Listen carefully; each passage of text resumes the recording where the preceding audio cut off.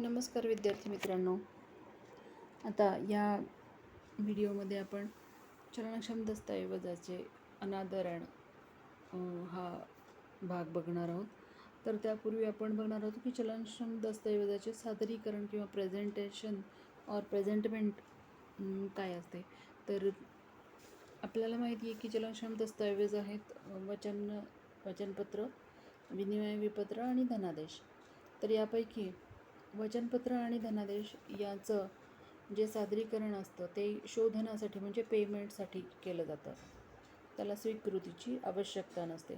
तर वचनपत्र आणि धनादेश याचं शोधनासाठी म्हणजेच पेमेंटसाठी सादर केले जातात आणि विनिमय विपत्र हे मात्र स्वीकृतीसाठी आणि त्यानंतर शोधनासाठी असे दोन्ही प्रकारे त्याचं सादरीकरण करावं लागतं. तर वचनपत्र आणि धनादेश हे पेमेंटच्या म्हणजेच शोधनाच्या अभावी अनादरित होऊ शकतात. तसंच तर विनिमय विपत्र हे स्वीकृतीच्या अभावी आणि शोधनाच्या अभावी या दोन्हीही कारणाने अनादरित होऊ शकतात. तर आता आपण बघणार आहोत चलनक्षम दस्तऐवजाचे अनादरण. तर अनादरण म्हणजे काय, तर जेव्हा दस्तऐवजाचा आहार्थी म्हणजे विड्रॉवी दस्तऐवजास संमती देण्याचे नाकारतो किंवा दस्तऐवजाच्या देय तारखेस दस्तऐवजाची रक्कम देण्यास म्हणजेच शोधन करण्यास नकार देतो, तेव्हा त्यास दस्तऐवजाचे अनादरण असे म्हणतात. तर चलनक्षम दस्तऐवजाचे अनादरण हे काही कारणांमुळे होऊ शकतं. तर ती कारणे कोणती आहेत, तर दस्तऐवज हा स्वीकृती न मिळाल्यामुळे अनादरित होऊ शकतो. तसंच त्या दस्तऐवजाची रक्कम न दिल्यामुळे सुद्धा त्याचं अनादरण होऊ शकतं. तर जसं अनादरणच्या व्याख्येमध्ये दिलं आहे की ज्या वेळेस संमती नाकारली जाते दस्तऐवजाला तेव्हा म्हणजेच स्वीकृती अभावी दस्तऐवजाचं अनादरण होऊ शकतं. त्याचबरोबर शोधनाअभावी म्हणजेच रक्कम देण्यास नकार दिल्यामुळे सुद्धा दस्तऐवजाचं अनादरण हे होऊ शकतं. त्यानंतर आपण बघूयात पहिला प्रकार, तो म्हणजे स्वीकृती न मिळाल्यामुळे अनादरण. तर यामध्ये कलम 91 या संदर्भात दिलेला आहे. तर कलम 91 नुसार स्वीकृती न मिळाल्यामुळे अनादरण हे फक्त विनिमय विपत्राचं होऊ शकतं. तर त्या संदर्भात बघायचं तर विनिमय विपत्राला स्वीकृतीची आवश्यकता नसते.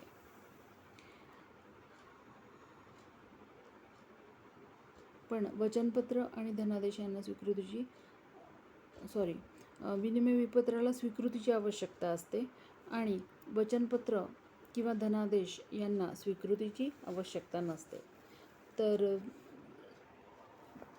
काही कारणं आपण सांगू शकतो की ज्यामुळे स्वीकृती अभावी चलनक्षम दस्तऐवजाचं अनादरण होऊ शकतं. तर पहिलं आहे त्यामध्ये जर विनिमय विपत्र योग्य रीतीने सादर करूनही विनिमय विपत्राचा विड्रॉई म्हणजेच आहार्थी विपत्रास तो सादर केल्यानंतर 24 तासाच्या आत स्वीकृती देत नसेल तर त्याचा स्वीकृती अभावी अनादरण झालं असं आपण म्हणू शकतो. आणखी दुसरं, विपत्र स्वीकृतीसाठी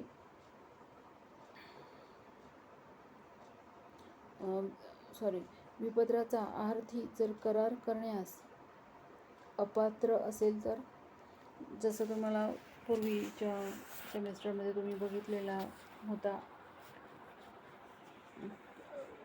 कॉन्ट्रॅक्ट ॲक्ट किंवा करार अधिनियम बघितला होता. तर त्यामध्ये काही व्यक्तींना करार करण्यापासून परावृत्त केलं जातं किंवा दूर ठेवलं जातं करार करण्यापासून. तर त्यामध्ये करार करण्यास अपात्र असलेली व्यक्ती म्हणजे मायनर असते किंवा 18 वर्षाखालील व्यक्ती असते. आणि दुसरे प्रकार म्हणजे एखाद्या एखाद्या कायद्यानुसार एखाद्या व्यक्तीला करार करण्यापासून थांबवलेलं असतं. अशा दोन्ही प्रकारच्या व्यक्ती म्हणजे करार करण्यास अपात्र असतात.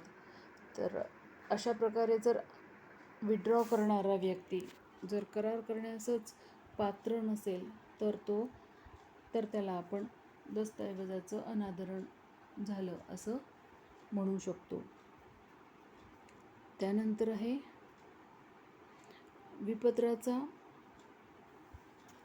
आहार्थी म्हणजेच विड्रॉई मर्यादित स्वीकृती देत असेल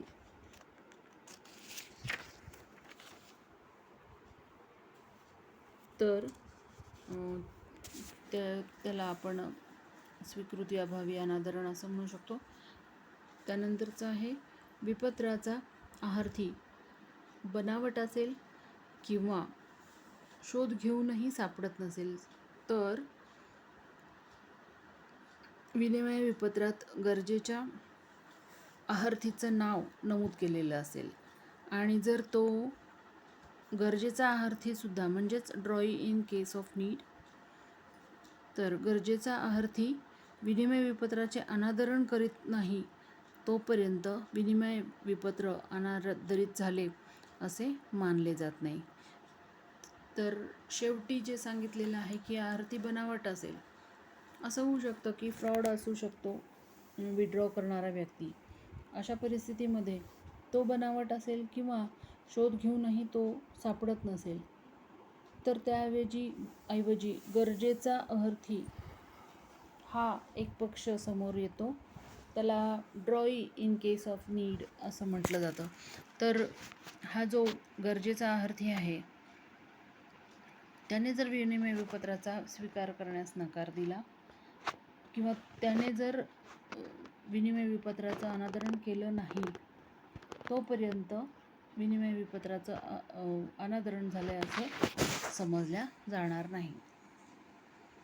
आता त्यानंतर आपण बघूयात दुसऱ्या प्रकारे अनादरण, ते म्हणजे रक्कम न दिल्यामुळे चलनक्षम दस्तऐवजामध्ये नमूद केलेली रक्कम न दिल्यामुळे होणारं अनादरण.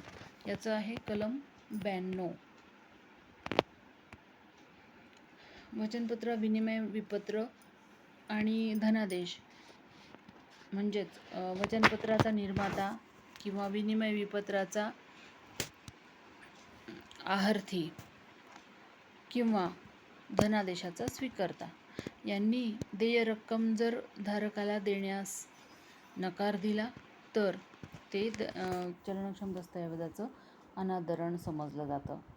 एखादा चलनक्षम दस्तऐवज जर पेमेंटसाठी म्हणजे शोधनासाठी सादर करण्याची गरज नसेल आणि त्याच्या देय तारखेला म्हणजे त्यावर जी डेट दिली आहे, दिनांक दिली आहे, तारीख दिली आहे, त्या तारखेला जर त्याचं शोधन म्हणजे पेमेंट होत नसेल तर असा सुद्धा चलनक्षम दस्तऐवजाचा शोधनाअभावी म्हणजेच रक्कम न दिल्यामुळे, पेमेंट न झाल्यामुळे अनादरित झाल्याचं समजलं जाईल.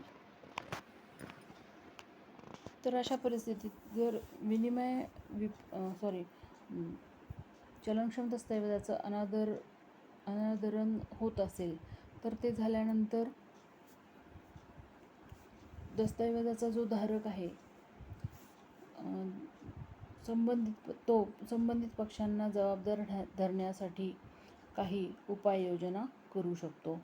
तर व्यवहारामध्ये जर नुकसान होत असेल तर त्याची नुकसान भरपाईसाठी किंवा पुढे व्यवहार जाण्यासाठी म्हणून काही उपाययोजनासुद्धा सांगितलेल्या आहेत. तर त्यामध्ये आहे तर पहिलं अनादरणाची सूचना देणे, की जो व्यक्ती आपल्याला चलनक्षम दस्तऐवज देत असतो किंवा ज्याकडून आपण स्वीकार करतो त्या व्यक्तीला अनादरणाची सूचना देणं. त्यानंतर त्याची नोंदणी आणि प्रमाणन करणं. तर नोंदणी आणि प्रमाणन हे नोटरीकडनं केलं जातं, की आधी दस्तऐवज अनादरण झाल्याची नोंदणी ही नोटरीकडून केली जाते आणि त्याला नंतर प्रूफ म्हणजेच प्रमाणनसुद्धा दिलं जातं. प्रमाण म्हणजे त्याला त्या नोटरीला प्रूफ दिला जातो की हे अशा प्रकारे ह्या चलनक्षम दस्तऐवजाचं अनादरण झालेलं आहे. आणि ते बघितल्यानंतर नोटरी जेव्हा ते नोटरी त्या ऑर्डरवरती